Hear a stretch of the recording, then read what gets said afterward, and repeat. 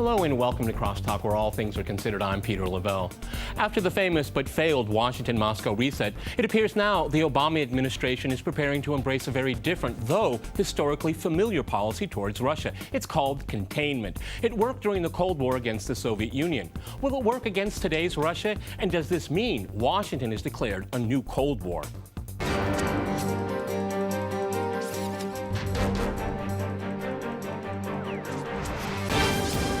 To Crosstalk Washington's spinning of containment, I'm joined by my guest, Stephen Cohen in New York. He is a professor emeritus of Russian Studies and Politics at New York University and Princeton University, and author of the recent book, Soviet Fates in Lost Alternatives. And in Chicago, we cross to John Mearsheimer. He is a professor in the Political Science Department at the University of Chicago, who has written extensively on international security. His latest book is The Tragedy of Great Power Politics. All right, gentlemen, Crosstalk rules in effect. That means you can jump in anytime you want. Stephen Cohen, if I go to you first. I read your article in The Nation, The Cold War Again, Whose Responsibility? Subtitle, In the Name of Democracy, the West has unrelentingly moved its military, political, and economic power ever closer to post-Soviet Russia. I'm going to ask you a very broad-ended question here. What are future historians going to think about this time period right now? Well, if there are any future historians left, because this could easily lead to nuclear war, but we could go to that later, I think that they will ask the same questions they asked about the previous Cold War, the 45-year Cold War. Who was responsible for it? Which policies, which factors, which leaders? How do you divide the responsibility back then in the 40s between the United States and the Soviet Union? But a critical question, Peter, and I think Professor Mearsheimer may agree, is that when did it begin? Because you don't know when to begin your analysis. And what we have at the moment, for example, and future historians will sort this out, but I've pretty much made up my mind, did this new Cold War, which, as you pointed out, according to the New York Times, the White House has resolved on, did this Cold War begin with the Ukrainian crisis? Did it begin, for example, in November 2013? When Ukraine, the president then, Yanukovych, rejected Europe's offer for a partnership, economic partnership? Did it begin in February this year, a couple months ago, when Yanukovych fell and a government supported by the street became the government of Kiev? Or did it begin when Russia was annexed or reunited with Russia, depending on how you look at it? Now, the reason this is important is that the alternative historical perspective is to argue that it began right after the end of the Soviet Union in the 1990s, when the Clinton administration began to expand NATO. So historians will debate this question. When did it begin? And then the analysis will begin. John, in Chicago, this is a very good point that Stephen brings up, because we have South Ossetia in 2008 as well. But maybe it's the dysfunctionality of the entire post-Cold War environment. I mean, has the international system found any kind of balance? Are we still moving to some kind of lack of equilibrium? Or is it the United States just has gotten used to being very hegemonic? Well, I basically agree with Steve, which is that I think that the United States and the West more generally, but especially the United States, has found it almost impossible to put Cold War thinking behind it. And as a result, in the mid-1990s, the Clinton administration began to push hard for NATO expansion. And there's no way you could explain NATO expansion unless you make the argument that it's designed to contain some sort of future Russian threat. Nobody put the argument for NATO expansion in those terms at the time, but in retrospect, it's quite clear that that's what was going on. So the deep cause of the present crisis, I believe, is NATO expansion, which is part and parcel of a strategy designed to contain Russia and to strip Ukraine away from Russia's orbit and integrate it into the West. The precipitating crisis, what caused the present crisis that's going on, I should say the precipitating cause of the present crisis, were the events of February of this year, especially the February 22 coup in Kiev. Stephen, it's interesting if we look at NATO expansion. I mean, it ends up being kind of like a chicken and the egg situation, because if Russia is the threat, do you want to expand NATO? But if it isn't a threat, you know, or if you expand it, you do create a Russia that is extremely anxious about a vast military complex moving towards its border. I mean, what should the world expect from a country like Russia that has had a history of being a major power, still is an important power in the world, and all of a sudden it has this military apparatus right at its very border, and we have this Ukraine crisis where John pointed out there with the coup in Kiev, which was illegal. In my mind, that is a red line. The Kremlin said, look, we can't trust these people. These people lie. They openly lie now. You see, the problem here, Peter, is, and I'm going to retreat into my vocation as a historian, is that John is absolutely right. This began the push that's now come to shove in the 1990s. A historian will say to you, wait a minute, I know this doesn't go down well today. We need the archives. We need to see what the Clinton administration and its European allies were thinking. Did they ask themselves the question you just asked, Peter? If we start moving NATO toward Russia, and you're right, I mean, there was no reason other than to contain Russia. By the way, if that's so, then the answer to my question, when did the policy of containment, new containment, which the New York Times said last Sunday, or on, I think it was April 20th, that the Obama administration has now adopted, when did that begin? Then the new policy of containment began in the 1990s. But we need to know, what did the Clinton administration think would be Russia's reaction? That's exactly the question you asked me. Now, logically, you and I and Professor Mersheimer would agree that if you push and push militarily toward a great power, perhaps not so great at that time, but coming back, that had once been your adversary, it's going to reawaken all sorts of old conflictual thinking, ideological reflexes. It's going to do that. Do you want to do that? But can we assume that the Clinton administration or any political leadership is so rational? If we do, then they made a grievous mistake. They understood what could happen, and they did it anyway. If they didn't know, they should not have been in power because they were misinformed. John, I think one of the interesting things I've talked. Go ahead, jump in. Please do. Please do. Yeah, I just want to jump in. I think that two things are going on here. I think, first of all, the Clinton administration, and this was true of the George W. Bush administration as well, viewed the United States as a benign hegemon. And we think that we are different than other great powers, and that when we expand our influence, countries like Russia will understand that we're ultimately not very threatening because we are the good guys in the international system. This is a remarkably foolish way of thinking about the world. But I believe if you spend any time in Washington, it becomes clear that this delusion is widespread. Second point I would make is that we were able to get away with... I'm sorry. Okay, go ahead, John. Finish your second point, and I'll go back to Stephen. Go ahead. Second point I would make is we were able to get away with NATO expansion in the early 2000s and in the 1990s because Russia was remarkably weak, and because the initial waves of NATO expansion were not so close to Russia's border. What's happened now is that Russia has recovered from the 1990s. It's much more powerful today than it was back then. And furthermore, expanding NATO to Ukraine is putting NATO right on Russia's border and creating a direct threat.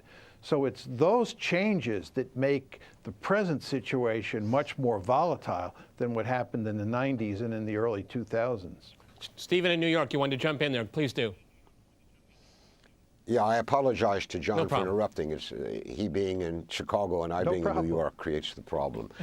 I think John's thesis is exceedingly important, and it's more than a thesis. And he being perhaps the preeminent American scholar of international affairs and American behavior abroad, we have to take it seriously. The view that American policymakers think that we behave abroad, no matter how aggressively, only benignly, and that other people will see it this way, is reflected in what's happening today.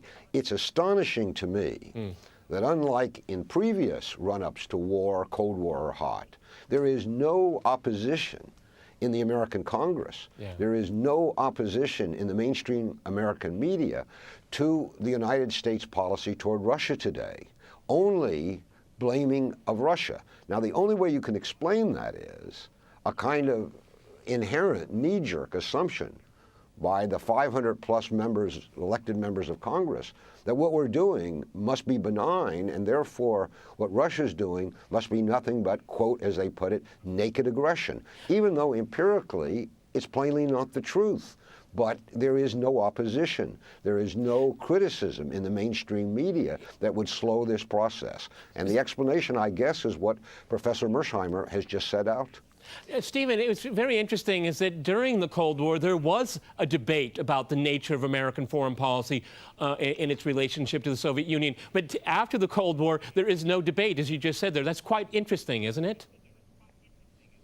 It's more than interesting for me because it's autobiographical. I'm probably the oldest person on this broadcast today. I participated in the debates of the late 1970s and early 80s. They were called the debate between the détentistes, those of us who wanted to reduce the Cold War, and the Cold Warriors who wanted to step up the Cold War with the Soviet Union. But there was a real debate. We, the détentistes, were always in a minority. Always in a minority, but we were present on the op-ed pages of the main American newspapers.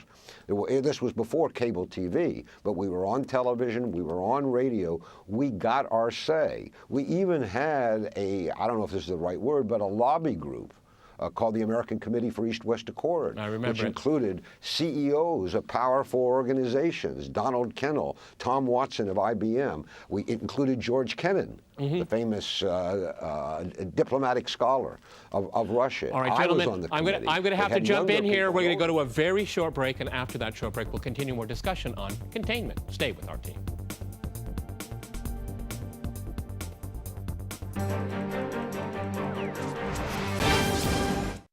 Okay, John, I'd like to go back to you in Chicago. We're all children of the Cold War, I suppose. But those days were quite simple, weren't they? I mean, it was very black and white, the good guys, bad guys. And this seems to be what the Obama administration is selling, because it looks like it's given up on dialogue, it's given up on diplomacy, it's given up on problem solving. In Ukraine, there were opportunities to avert what's going on there now, but they were missed opportunities because the United States didn't want to respect anyone else as an equal partner. Well, I think what's going on here is that the United States has a particular worldview. As we were saying before, if you go inside the Beltway in Washington, you go inside the foreign policy establishment, what you see is there's remarkable consensus among Republicans and Democrats about the nature of American foreign policy and about the nature of the world around us. Most Americans in the foreign policy establishment believe that the United States is the indispensable nation. They believe that we stand taller, that we see further, that we are a benign hegemon, and that we not only have a right, but we have a responsibility to run the world, and that most states out there should understand that. And people are baffled that the Russians don't understand that our motives are good and that what we're doing in Eastern Europe is all designed to create peace and stability. Of course, for other countries around the world, this is not the way they see things. And it's not only true of the Russians, it's true of the Chinese as well. All you have to do is follow President Obama's travels through Asia, which are taking place right now, to understand just how complicated this situation is in Asia with regard to Chinese-American relations. So we have problems all over the world because other people don't see things the way we do. Stephen, this is exactly where I wanted to go. It's very interesting to me is that the U.S. government and its allies just cannot conceive of another party's perspective. Russia's perspective and what's going on in the world is never given any airtime in the mainstream media at all. I mean, we on Crosstalk have been doing Ukraine-related topics for months now, and we come across people that are just baffled. They've never heard of Victoria Nuland. They've never heard about snipers in Kiev. They've never heard about Yulia Tymoshenko saying that the Russians should be killed. They've never heard these things, and these people are not stupid. We wouldn't bring them on the program, but they've never heard these things, or they thought they were just very minor things. My point is, the U.S. and its allies can't see how other people see the world. You're asking a question that I often ask myself, and it's beyond my competence to answer. I would say this, again evoking my age. I remember the time when there were so-called wise men and women who urged a president of the United States and a Congress to see both sides of any story, even if it involved the Soviet Union. There's an old American adage, there are two sides to every story. And to understand the other side, you have to walk in the other person's shoes a bit. Try as an intellectual exercise. That's an obligation, in my judgment, for policymakers who may control the fate of the world. We don't seem to have that cadre of elder statesmen. I think Henry Kissinger is one such person. But he's 90 years old, but his mind works very well. But you don't see him popping up on television. You don't see him. He published an op-ed article in the Washington Post back in March, but he came and went, and that was it. But there used to be quite a few people like that who would say to the president, yes, probably Moscow is guilty, but let's take a look at this. Let's see how we are perceived, as John would put it, around the world. How you explain that, I don't know that those people are gone. But meanwhile, because they're gone, the American mainstream media seems to instinctively filter out dissenting voices. John and I appeared briefly, fleetingly, like heretics living in exile someplace in the mainstream media. I know the feeling. Don't worry, I know the feeling. I haven't seen John since, and I don't think he's seen me either. I mean, there's a process of kind of rejection. And here's the thing, Peter, because we really are, and I think we should get to this, moving to an exceedingly dangerous moment. I have a very bleak view of what could happen. But there is this pattern that as the drumbeat of war in America builds, whether it's Cold War or hot war, dissenting voices, though they might have been there in the beginning, slowly are either overwhelmed by the war boosters or they're deleted by the kind of institutional reflexes of Washington. And that's where we are today as things really, really are moving fast toward the unimaginable, which I would say is war between the United States and Russia. Oh, that's unthinkable. But John, let me, let's talk about okay, this is Crosstalk. Please jump in. Go ahead. I was just going to make 2 points. One is that I was one of the most outspoken opponents of the Iraq War. And it was very lonely. And it was very clear that anybody who opposed that war came under attack from all sides for being unpatriotic, for being an appeaser, for being a fool, for being a left-winger, and so forth and so on.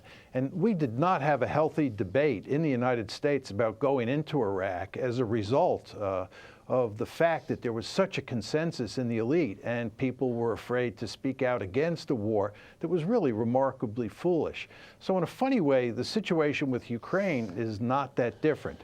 Now, I think what's going on here, just to talk a bit about this, is that when the Cold War ended, what happened is that the United States emerged in a situation where it had no rival that had the military power to check it and to make it think seriously about how to conduct foreign policy. The fact is we are so remarkably powerful that we can do all sorts of foolish things and we don't pay that significant a price, or at least we haven't up to now, because we are a remarkably secure country. At the same time, when the Cold War ended, Frank Fukuyama wrote this very famous article called The End of History that basically said that history was on our side. We had defeated fascism in the first half of the 20th century and communism in the second half of the 20th century, and the wind was at our back. Everybody was going to end up looking like us. So we felt incredibly good about ourselves, and we thought that we could go out in the world and reshape the world in our own image because we, again, had the wind at our back. And when you couple that basic worldview with the fact that we did emerge as a remarkably powerful country, full of self-confidence, it's hardly surprised that we have been marching all over the globe for the past 25 years trying to slay all sorts of dragons and thinking at the same time that we are a benign hegemon, which of course we're not. And as a result, we have done a pretty terrible job of running foreign policy. And the latest manifestation of it is this crisis in Ukraine. Stephen, We all remember containment. Can it work today in this kind of environment? I mean, with globalization and whatnot. I mean, it seems to me that the Obama administration, they have just given up, which is shameful on their part. They've made a lot of moves, particularly in Ukraine, and not been responsible. I mean, who knows what's going to happen to Ukraine? It could turn into a failed state. It didn't have to be that way. It didn't have to be a failed state in the center of Europe. So what would containment look like in the 21st century against Russia? Well, it won't look like what Washington thinks it's going to look like, because the mantra in Washington, and this too was reported in the New York Times to be the thinking of the White House, that containment means the complete isolation of Russia, or as the Times summarized thinking in the White House, to cut off all of Russia's ties, political and economic, with other countries. It's preposterous. It's ridiculous. It is, what it will do, it will drive Russia eastward. It will expand and solidify the emerging alliance between Russia and China. But you will note that India and Iran and many Latin American countries are not taking the American side in this. And by the way, it was interesting that even Israel didn't show up. Did not vote. Exactly. They didn't vote for the UN resolution. Well, that's very significant. So you cannot isolate Russia with a new containment. Can you draw a new divide in the world order? You can. And that would be reckless and dangerous. And I'll tell you why. The old stabilizing rules, the stabilizing rules that evolved to keep the first Cold War from becoming a hot war, no longer exist. That's the first reason. Secondly, the epicenter of this Cold War is in Ukraine, on Russia's borders, not in faraway Berlin. And that's why, Peter, I want to quarrel with you. I don't think you meant this literally. It was kind of like, oh my gosh. But I don't think war between the United States and Russia is unthinkable. And you can see how it might happen. Yes. If Ukraine tumbles into the civil war that it's on the verge of right now, Russian troops may enter Ukraine in the east.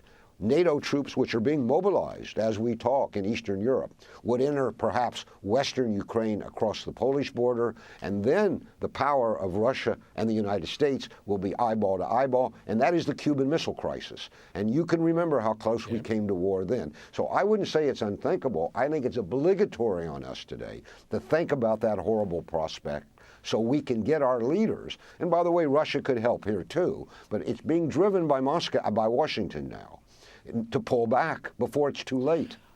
Okay, John, you know, it's interesting. This is 2014, but in 1914, the major powers tripped themselves into a war. This is what Stephen's talking about right now. Well, I think that 1914 was fundamentally different in that Imperial Germany was a remarkably powerful country. And I believe it was bent on dominating Europe, and I believe it was principally responsible for the July crisis and World War I.